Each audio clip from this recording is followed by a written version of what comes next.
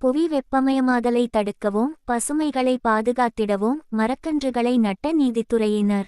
சிவகங்கை மாவட்டம் காரைக்குடியில் கழனிவாசல் பகுதியில் உள்ள சுவாதி நகர் மாநகராட்சி பூங்காவில் இன்று தமிழ்நாடு மாநில சட்டப்பணிகள் ஆணையத்தின் செயற்திட்டத்தின்படியும் சிவகங்கை மாவட்ட சட்டப்பணிகள் ஆணையத்தின் அறிவுறுத்தலின்படியும் புவி வெப்பமயமாகுதலை தடுக்கவும் பசுமைகளை பாதுகாத்திடவும் மரக்கன்றுகள் நடும் விழா நடைபெற்றது. இந்நிகழ்ச்சியில் காரைக்குடி விரைவு நீதிமன்ற நீதிபதி செல்வி ஜெயபிரதா, மாவட்ட உரிமையியல் நீதிபதி, நீதித்துறை நடுவர், வட்ட சட்டப்பணியாளர்கள் உட்பட கலந்து கொண்டு 20க்கும் மேற்பட்ட மரக்கன்றுகளை நட்டனர்.